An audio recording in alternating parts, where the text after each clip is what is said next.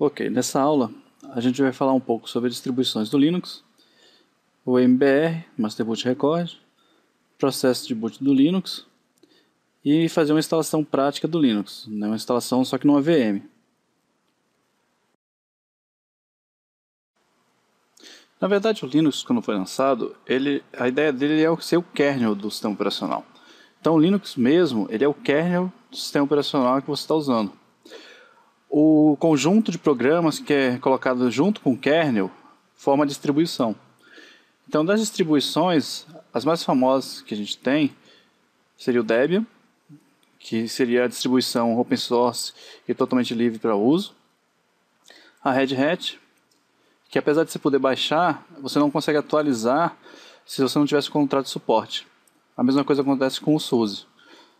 Eles têm as formas de licenciamento específicas e têm o suporte deles. Como eles têm o suporte de uma empresa por trás, então essas distribuições elas permitem que outras empresas também deem suporte aos seus programas rodando sobre eles. Então, por exemplo, o TSM, que é um software da IBM de backup, ele só dá suporte em Linux se você estiver usando uma dessas duas distribuições. Se você estiver usando o Debian já é mais complicado, eles provavelmente não vão aceitar dar o suporte. Tá? Muita coisa que as pessoas também não conhecem é esse site de documentação, The Linux Documentation Project. Tem muita informação, inclusive how-tos de como fazer instalações de programa ou configurações no sistema operacional. Para a aula da gente, o sistema que a gente vai usar é o Debian. Então, para baixar o Debian, a gente vem aqui em Obtendo Debian, tá? Tem aqui a parte HTTP, imagens oficiais. Dependendo da sua plataforma, você pode escolher qual dessas aqui. No meu caso, eu baixei a AMD64, ela já está aqui no meu computador, tá? Mas se vocês quiserem, podem baixar outra distribuição. Tá? O CD que já vem com mais pacotes, que instala sem precisar necessariamente da rede, seria esse aqui. Tá? No caso, para ficar mais simples, eu baixei esse outro menorzinho aqui de 168 MB.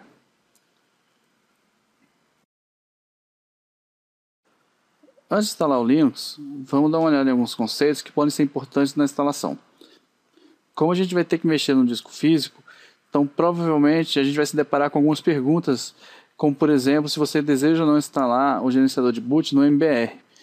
Então, para entender o que ele quer dizer com essa frase, a gente vai precisar saber o que é o MBR e como funciona esse processo de boot do Linux.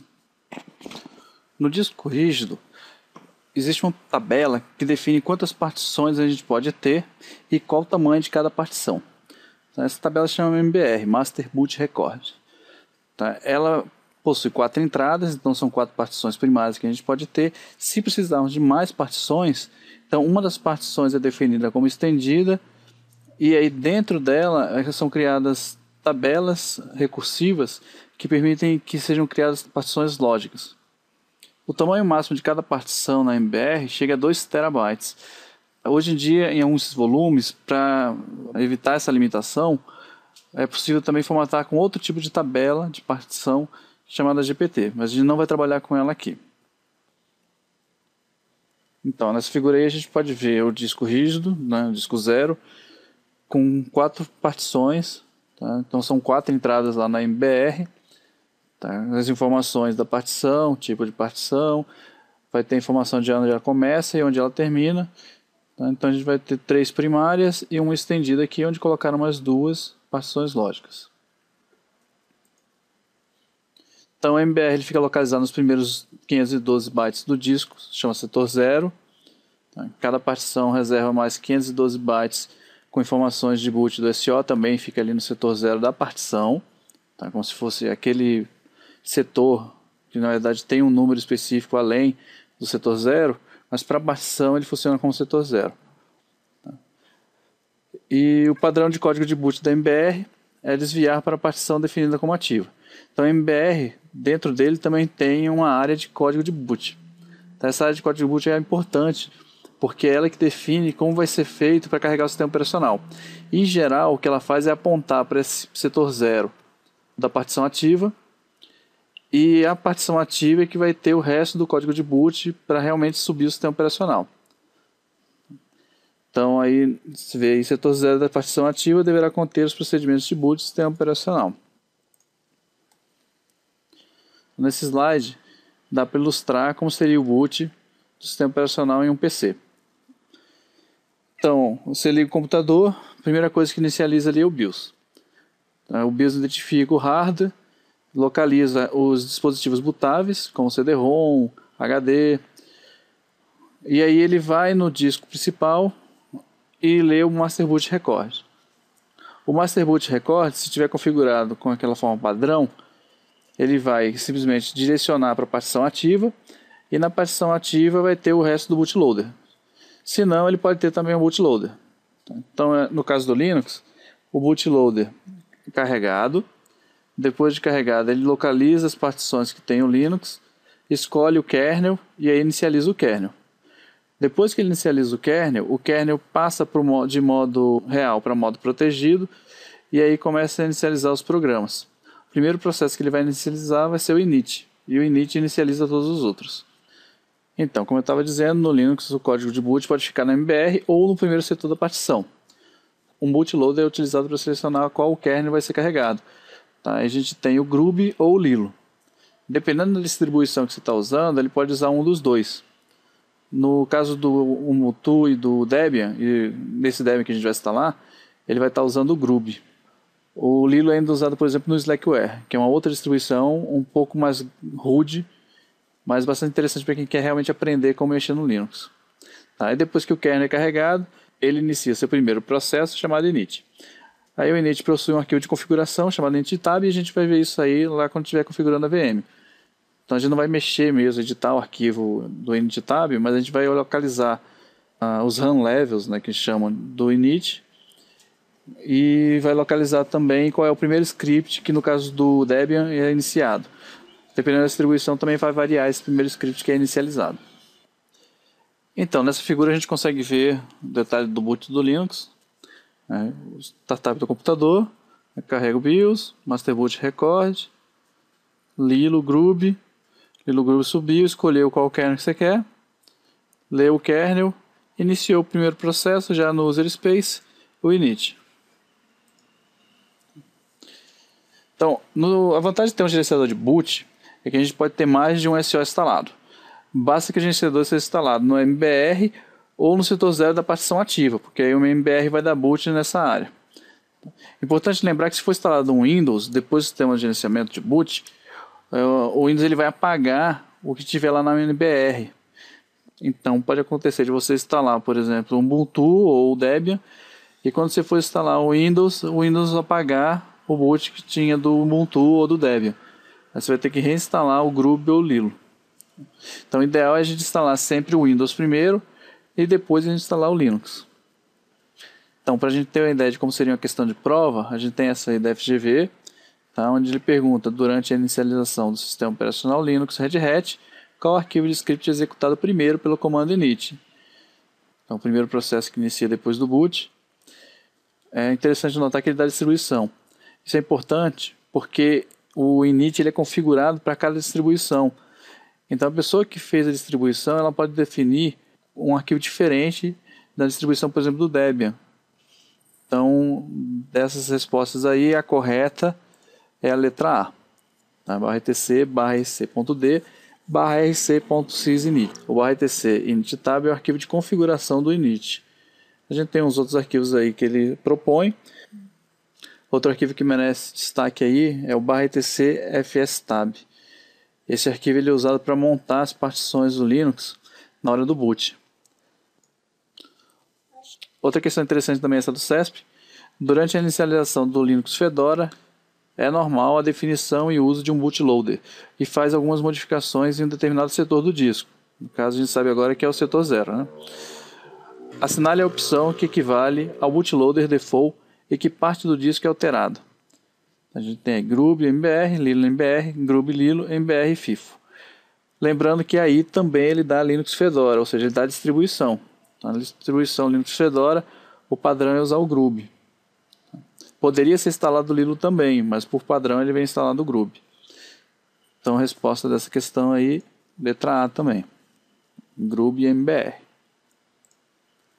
Por fim, a gente tem mais um aí do CESP, acerca do sistema operacional Linux. Julgue os itens a seguir. O gerenciamento de boot do Linux não suporta informações da MBR, Master Boot Record. a gente acabou de falar que ele usa o MBR, inclusive ele lê a MBR para poder identificar quais são as partições. Durante a carga do sistema operacional, após a descompactação do kernel, a leitura e o processamento dos arquivos necessários, o último run level tratado é o 2. A gente vai falar mais sobre os run levels, que são os modos que o init inicia, mas o 2 é um modo que ele inicia, e não a sequência de boot do init. Então, resposta da 67 aí, errado, 68 também errado. Ok, agora a gente vai passar para a parte prática. Instalar uma VM Debian. Então a gente tem aqui o VirtualBox, que é uma nova VM. O nome dela é Debian VM. Então vai ser um Linux e eu vou usar o Debian 64. Vou deixar a memória igual, já que a gente não vai usar interface gráfica aqui. Criar um novo disco rígido. O disco rígido ele vai ser uma imagem, na verdade, no sistema de arquivo do hospedeiro. Dinamicamente alocado significa que a gente não vai alocar todo o espaço que vai dizer para a VM que tem. Então a gente está dizendo aqui que tem 8 GB, na verdade a gente vai alocar alguns Ks e posteriormente vai colocando mais até chegar ao limite de 8 GB. Mas o sistema operacional virtualizado vai ver como se fosse 8 GB. Criar. Fazer umas modificações aqui. Armazenamento. Tem que colocar a imagem. Selecionar o CD. Debian. Vou tirar o áudio. E na rede, colocar no modo bridge, que ele vai ter acesso à rede local diretamente. Ok. Iniciar. Deu boot no CD. Install. Tá, a gente vai escolher a linguagem aqui, português, do Brasil. Área Brasil. E o teclado. No meu caso aqui é o BNT2. Tem que olhar o teclado de vocês para ver qual desses se encaixa melhor.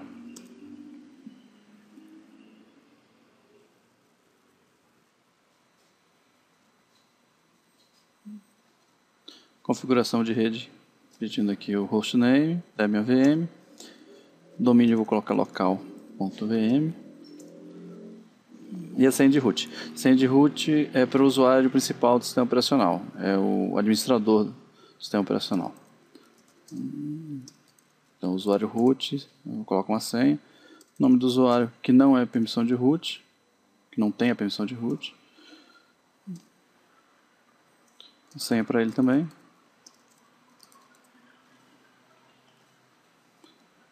Configuração de horário, São Paulo.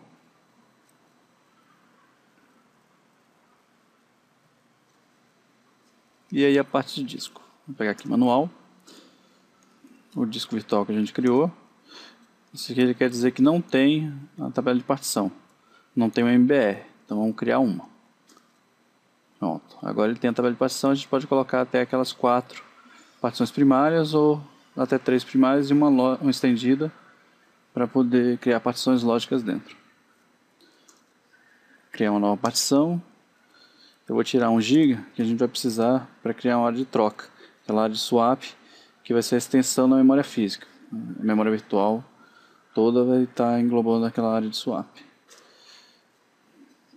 Primária. Início da partição. Está aqui, sistema de arquivo. A gente pode escolher o sistema de arquivos que o Linux suporta. Vou deixar no ext3.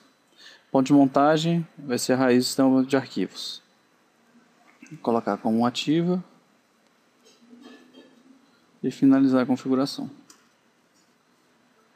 Aqui a gente vai criar a área de troca. Colocar como primária também. Só que usar como área de troca. Finalizar.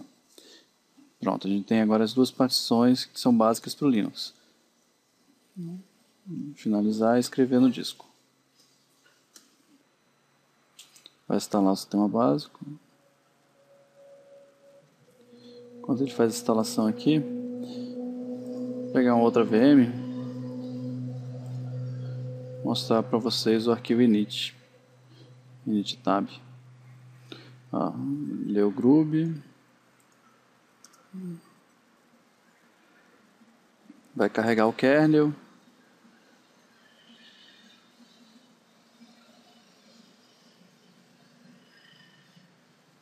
Já começou o init.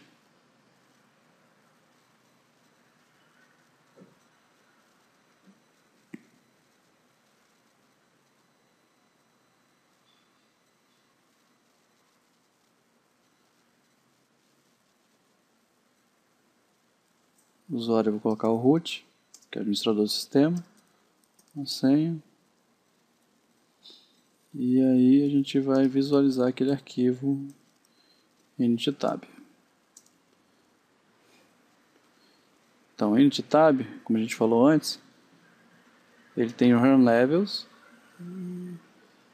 O run level, ele vai dizer qual é a cadeia de scripts que vai ser executada para iniciar os serviços daquele nível. Então, qual o primeiro script que o Debian executa? Então, o init ele carrega e depois executa esse cara aqui. /etc, /initd, /ics. Ele inicia esse cara e chama o nível 2 para ele. Então, ele sabe que pode iniciar todos os scripts de nível 2. Quais são os run levels que tem aqui configurados? O 0 para route, o 1, single user, 2 a 5 multi-user e 6 para reboot. Então os run levels vão de 0 a 6, o 0 fica para desligar, o 6 para reiniciar, e entre 1 e 5 vai de single user a multi-user, que pode ter aqui também interface de janela, como 4 e 5 geralmente é usado para interface com janela. Então, sair daqui, terminou lá já.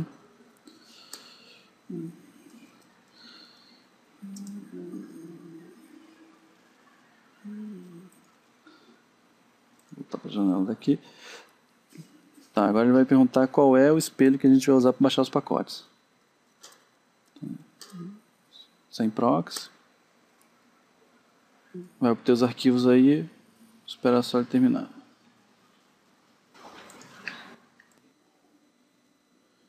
Ok, aqui ele está perguntando se a gente quer participar do concurso de pacotes. Isso aqui não.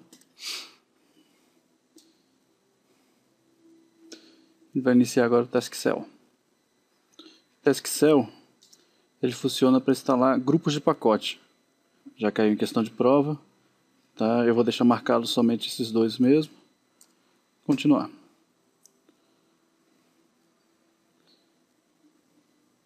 Vai selecionar os pacotes. Vai começar a baixá-los.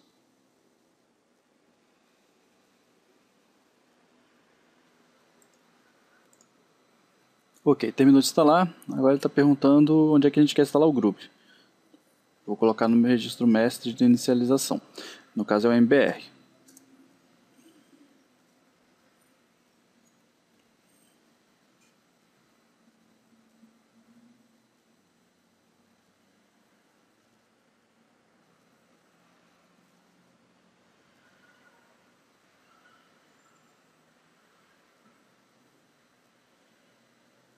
Aí, terminando a instalação.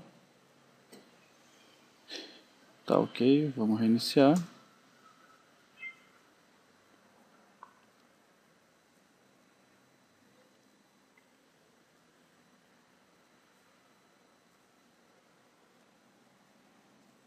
Iniciar o sistema.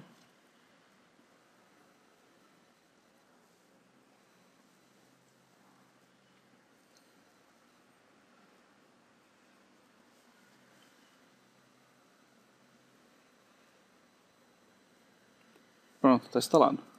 Usuário root, a senha. Já podemos começar a mexer no ambiente. Uma dica interessante aqui no VirtualBox, vou desligar a VM.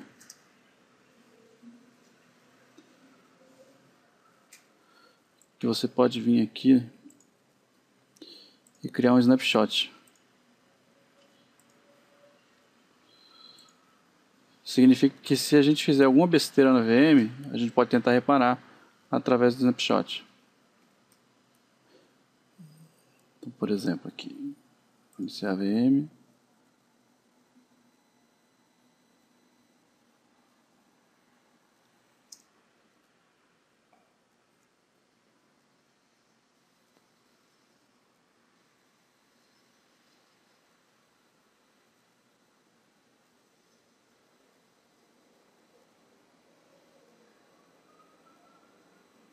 Vou fazer uma besteira aqui.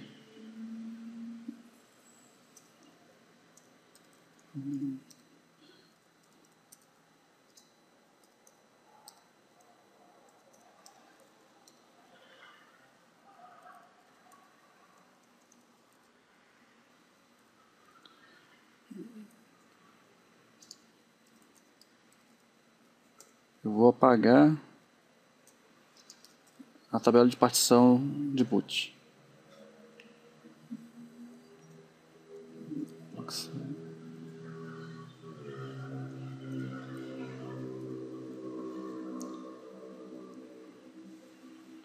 Deixar um K. Escrever um K no começo da partição, isso vai apagar a tabela de partição. Dá o reboot.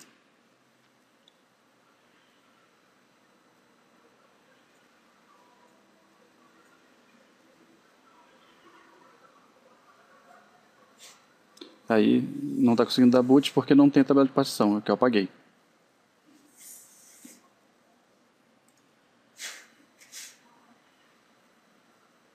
Vou mandar desligar.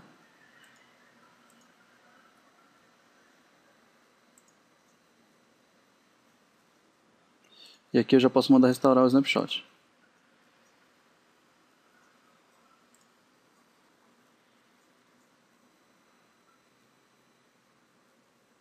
E o sistema voltou. Então a vantagem do snapshot é que se a gente fizer alguma coisa no servidor, no caso nessa VM, né, a gente pode conseguir restaurar ela para o ponto inicial. Ok? Com isso aí a gente conclui a instalação do Linux.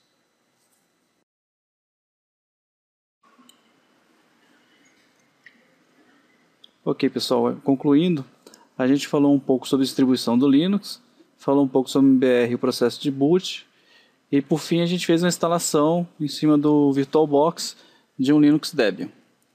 Tá? Vamos continuar agora para a próxima aula, falando um pouco mais sobre Linux.